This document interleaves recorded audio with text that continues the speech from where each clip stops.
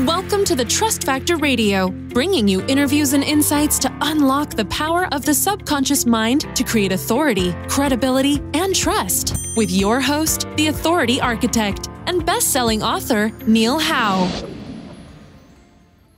Hello and welcome to the show. This is your host, Neil Howe, and today my special guest is Dan Salganik. And Dan is the founder of Visual Fizz and Komoot, and he helps companies ranging from growth-based startups to Fortune 500 companies and everybody in between.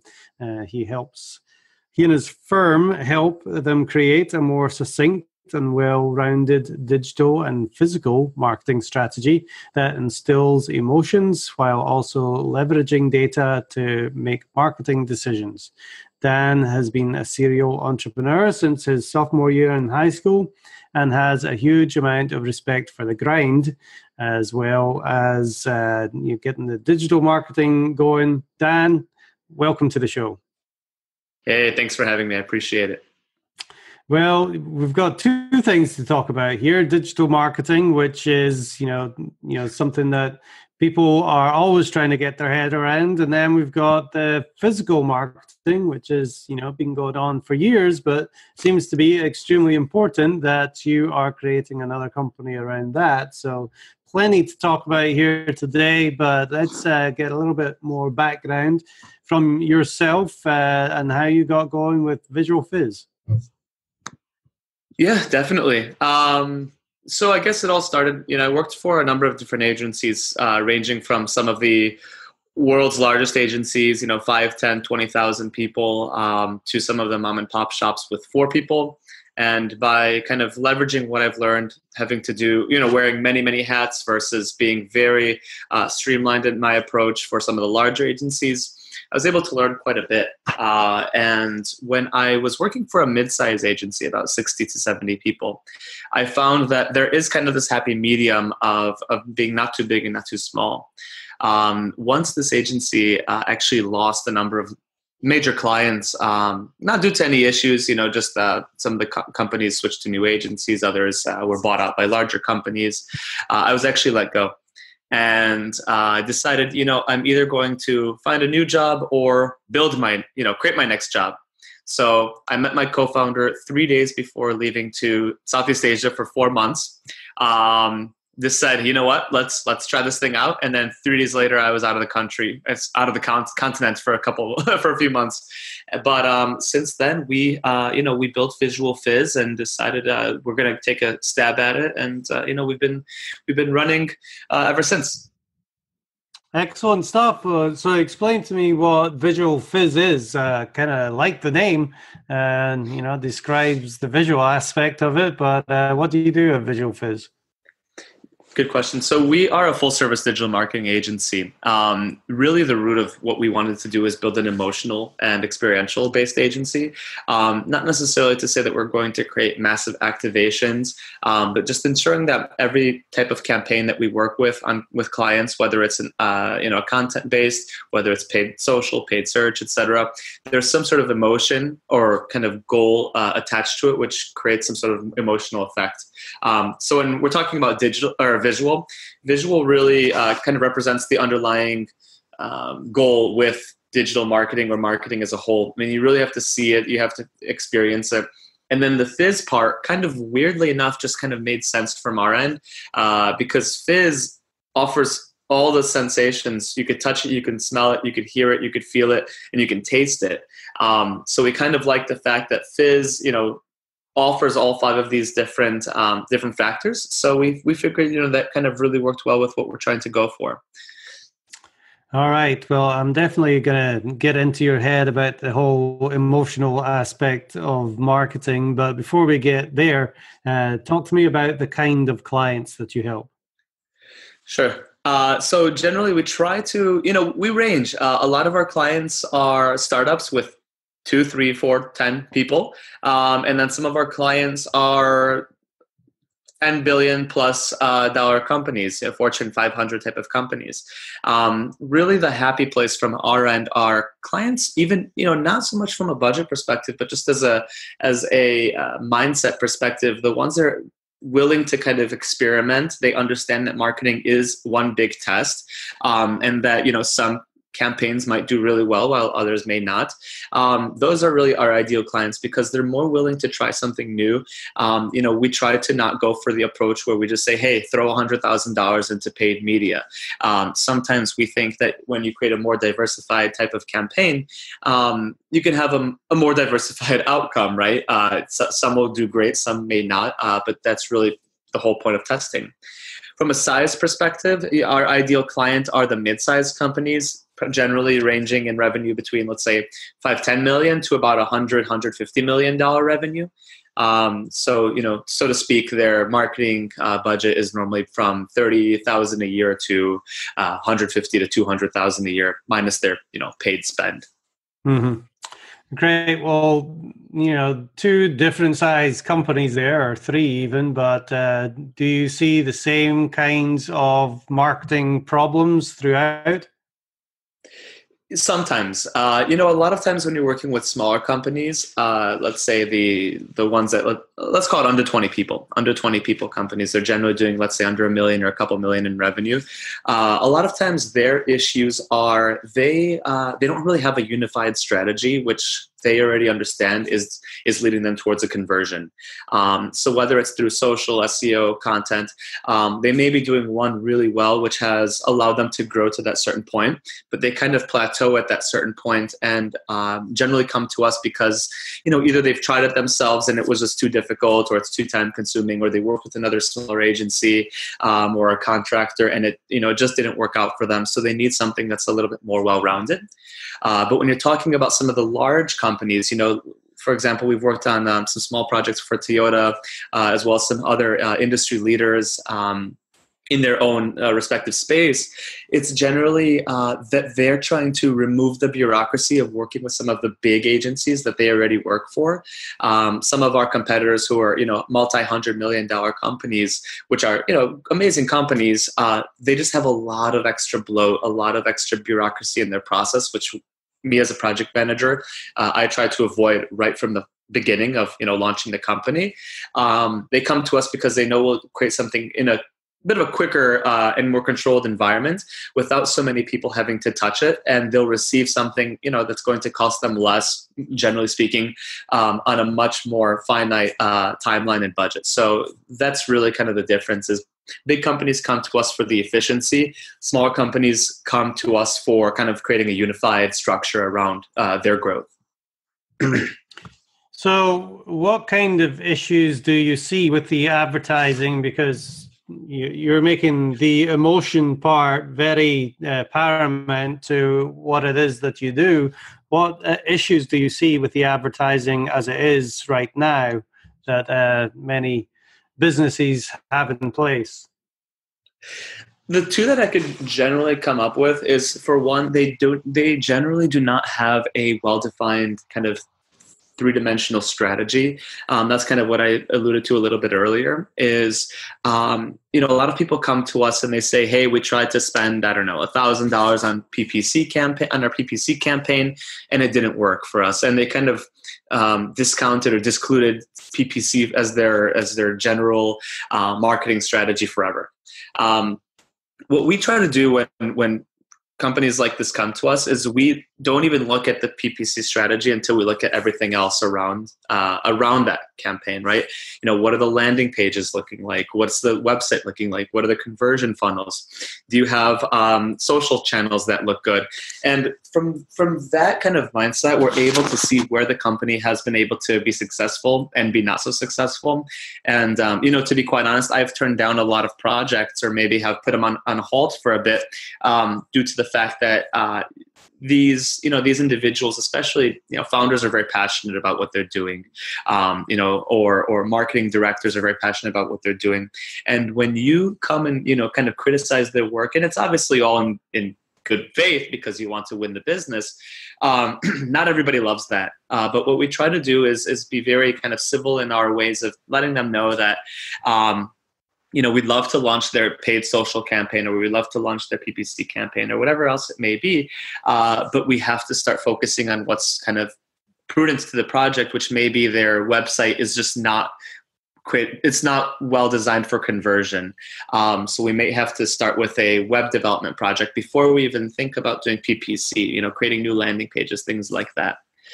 The second thing that I wanted to mention in regard to kind of the problem with marketing is that it's very loud. I, for one, make sure that I don't live in my kind of self-absorbed bubble of saying, digital marketing is the end-all be-all for everybody, because it's not.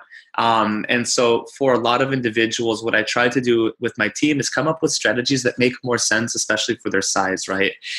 If we're talking about our mid to larger size clients, yes, we do have to reach as many people as possible for, the lowest acquisition rate as we can. And sometimes that will include utilizing a few different mediums just to get the greater group of individuals through an awareness or a conversion campaign. But when we're talking about kind of the mid to smaller size, we try to take more of that personable approach because they have direct salespeople, they have co-founders that are kind of hungry, and we try to create a campaign which makes them look good on the ground, kind of personally, until they become that size when we kind of move them from that more personable approach to, hey, we have to create a much larger approach to reach just a massive audience. So it just depends on kind of where the company is at that certain time. But, I think taking a step back and understanding that upfront is pretty crucial. Yeah, so it comes down to really looking at it from the outside and trying to develop a strategy before moving forward with any one part or area of marketing, such as the PPC. Exactly. Yeah, you don't want to move forward too quickly. Yeah. So how do you implement emotion into this marketing then?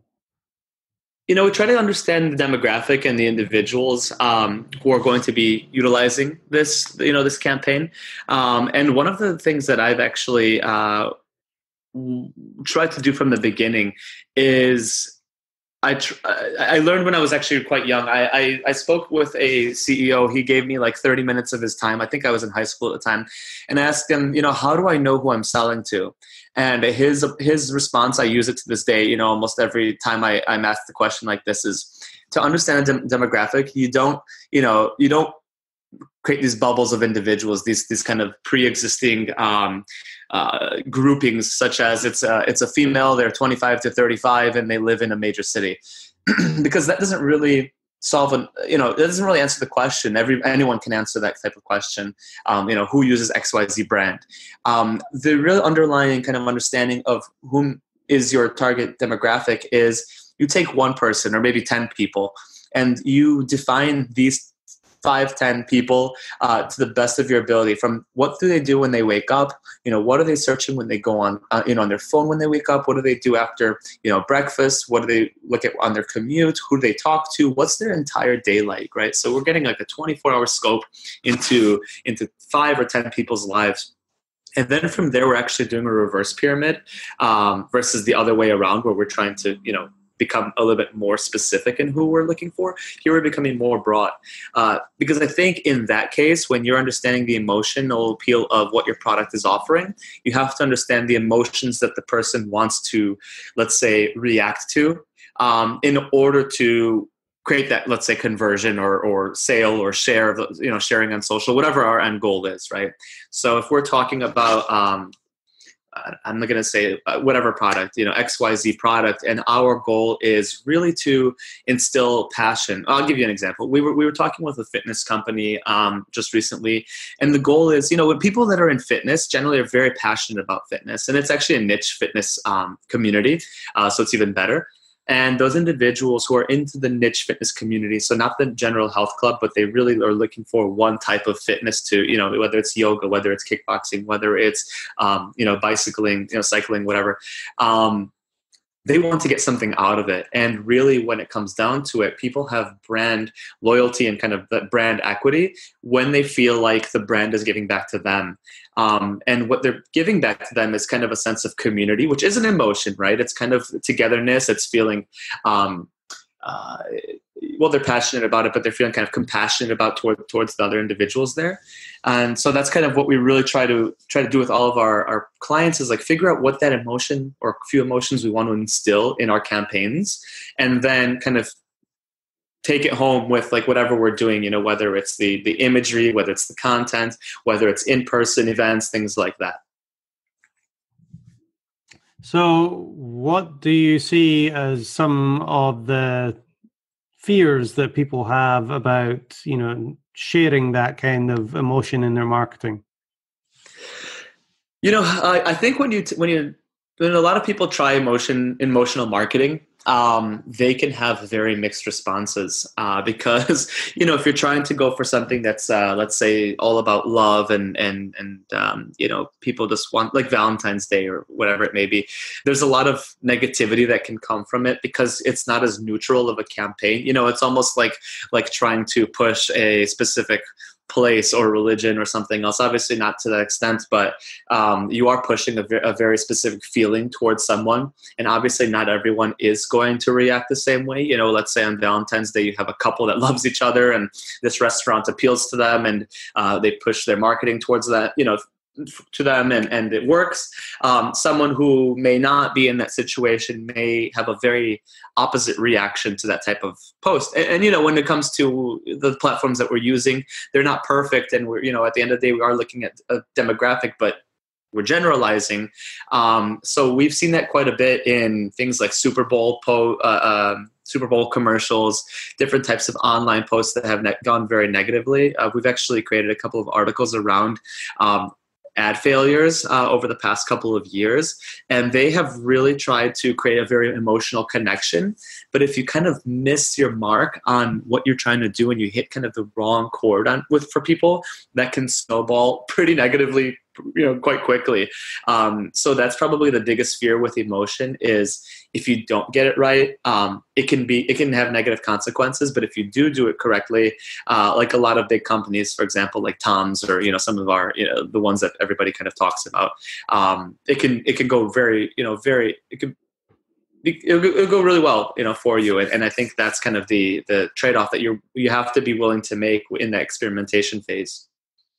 Yeah, it's about finding that balance of, you know, making money and developing the relationship with your audience as well. Absolutely. And that's really, you hit on a good point. You know, it's all about creating relationship. I think because it's so much easier at this point to, you know, to find the products that you might want on the internet, to do kind of cross research or trying, you know, because not a lot of us at this point go to retail stores. I actually, for one, and that's a whole nother conversation, do appreciate the retail stores in some respects. But, you know, because there's so many options on the internet now, we don't have the same brand loyalty that a lot of individuals back in the day may have had, where they shopped at the same, you know, retail store for 30 years. If we want to buy a pair of shoes on XYZ website and we find a similar one on ABC website and it's 20% cheaper, we're going to choose ABC website probably 8 out of 10 times, you know, unless there's some reason not to.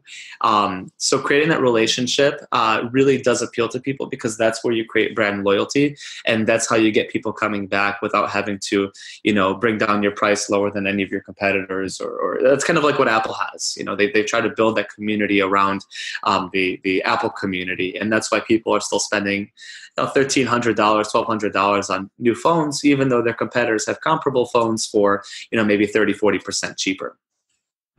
Yeah, that Apple community is definitely very strong, and they have very passionate fans as well.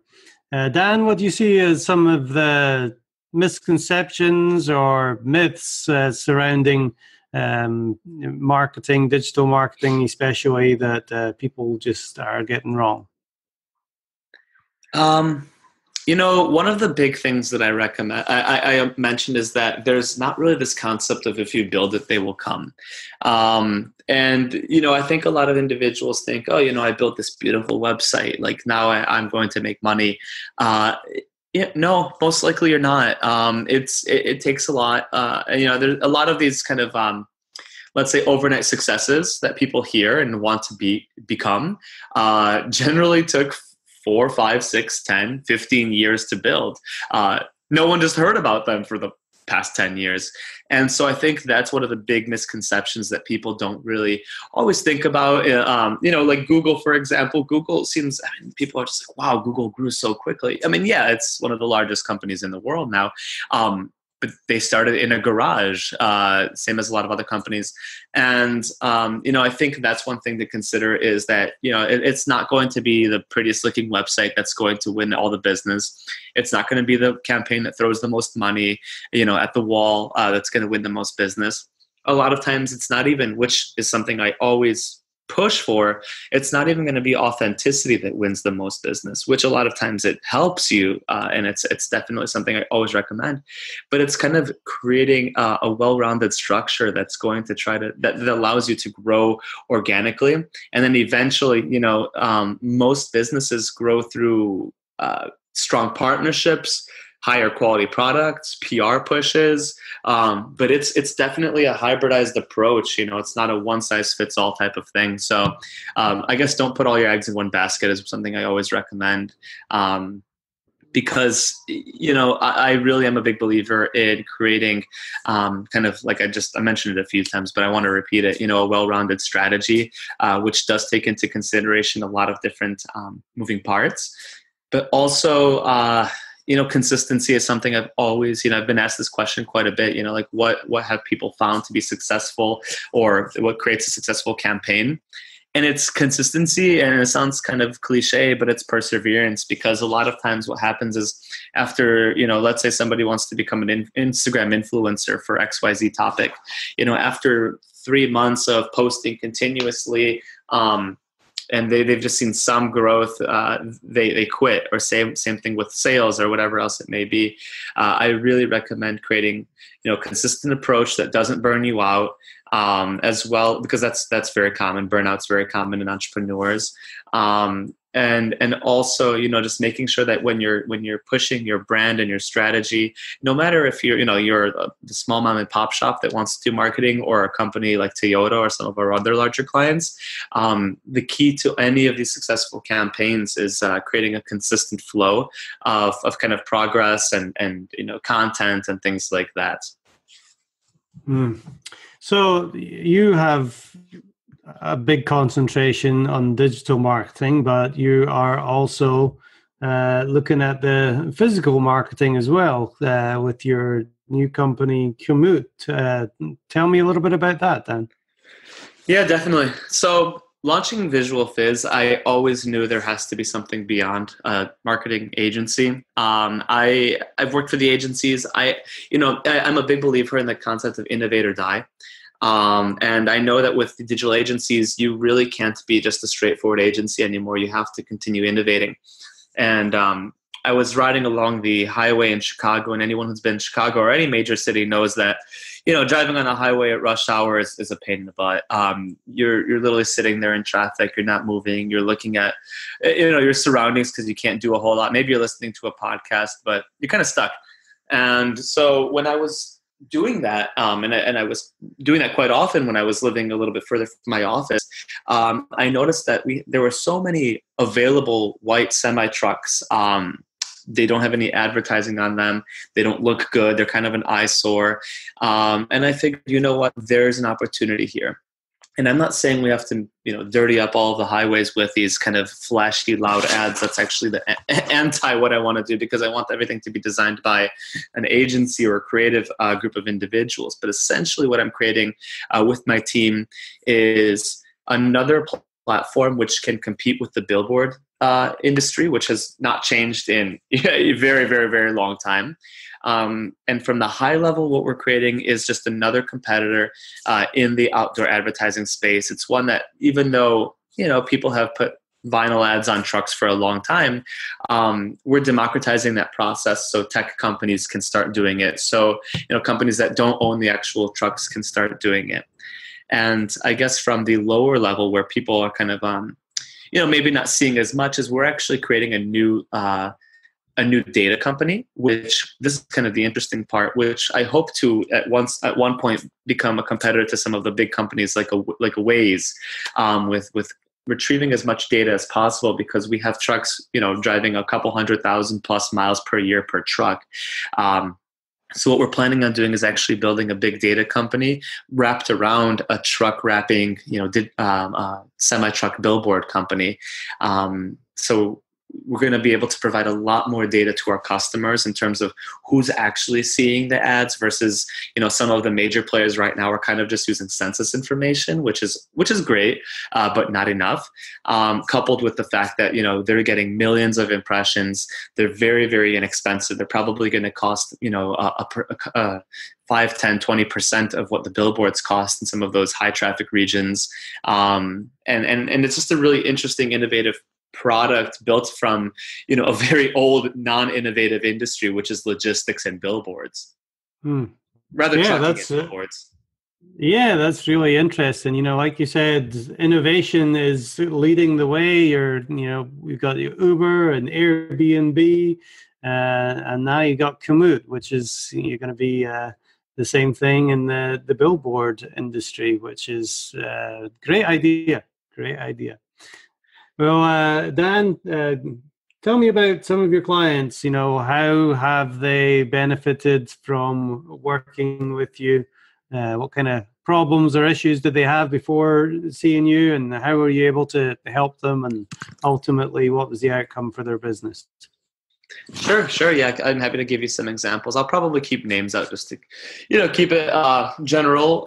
But we have worked with a very large range of different clients. And that's really the beauty of it, is we wanted to always be kind of industry agnostic and project agnostic on purpose, because it just makes more sense. But I kind of start from the small and move up as the size, from the size perspective. We worked with a local startup, or rather a local nonprofit in Chicago, and we redid their landing pages for one of their upcoming campaigns for Giving Tuesday. And just this, small project, very affordable. And I think, anyone listening to this who has a small budget, you can make a difference with small, budgets. We redid their landing page, and just by making it easier to use, easier to add to cart, because what they did is kind of like it wasn't just a straight like donation. It was like you're trading, a donation for a way to help children. And there were, 10 different options. Long story short, they had 3 times more donations in the Giving Tuesday, let's say like 10-day period, than they did for the entire year of the prior year. So that was a huge win for us, and that was when we were just starting our company. We were pretty small, and to have that type of reaction, they were very, very happy with it. Another example is we started working with a dental company, and with them, what we did is we ramped up their social media. They came to us, because their social media was just a big project. They had a great infrastructure built. They really embraced digital marketing, which was amazing, because in a dental space or in the let's say in the medical space, that sometimes doesn't always happen. But they did. And when we started working with them, we did see some massive returns and increases in their engagement. We're talking like triple percentage growth month over month, which has just been really beneficial when we worked with them. Aside from that, we've done some campaigns for local events in Chicago. It was a very fun event. It was food based, and for them, their goal was to be trending on Twitter the day of the event. We did a lot of initial kind of work leading up to it to build the sales and everything. But we actually got them trending for the whole city of Chicago for the whole weekend day for about 8 hours. Within 40 minutes, which was a huge win for us as well. Very exciting, because that was kind of more of the in-person event. We have international clients, and I'm sorry, I'm kind of just reading them off, but I think it's helpful to understand kind of where everybody is at. We had international clients who had, built a new website recently, but unfortunately it wasn't very great for conversion and for the speed. So we decided, we're going to run SEO, and from the SEO end, we increased their international conversions by triple figures as well, like from 100 to 350%. In a lot of the countries, they were in the Middle East, and they got a lot of new customers in Europe, in kind of the other countries of the Middle East, in China, and in America, which has been really interesting. But besides that, we increased their page load time for their checkout process by 800%, which is a big change, and it increased their conversions as well. So, you can kind of tell there's been a huge kind of variation in different strategies that we're working on. Right now, we're trying to really, for 2019, push to win more civic and civic organization based clients. And that's going to be really interesting for us because we want to get into the smart city space. We want to get into the city branding space. And for us, that's one of the few places we really want to focus for the next year or two to see how it goes, because we do believe that, you can make quite a bit of an impact to the entire local community by just, spending just a little bit and improving kind of the general local pride. Excellent. That does seem like a good space to be in, to where you can really make a difference too. Well, Dan, if people want to reach out to you to start that conversation about, what they might need to just attract more attention to their business and get more sales, what's the best way for them to do that? Sure. So either they could just hop onto visualfizz.com, take a look around. I always recommend people look at the website, make sure that we're a good fit for them. But feel free to email us at hello@visualfizz.com. And then the other one is just hello@commoot.com, COMMOOT.com. So very easy to remember. Well, I'm very excited to hear what you've got going on. It seems like you definitely have that innovative brain and keeping up to date with what's new and what's needed. And Commoot, I'm sure that's going to take off. Sounds like a great idea. Dan Salganik, he is the founder of Visual Fizz, based out of Chicago. Thank you very much for being my guest on the Trust Factor Radio today. Thank you for having me. I appreciate it. And to our listening audience, if you like what you hear, hit that like button and share, and we'll see you next time on the show. You've been listening to the Trust Factor Radio with Neil Howe. To learn about the resources mentioned in the show and to listen to past episodes, go to thetrustfactorradio.com. To get a copy of the book, The Trust Factor, go to thetrustfactorbook.com. If you are ready to act now and build your authority, credibility, and trust, schedule a consultation with Neil at theauthorityarchitect.com.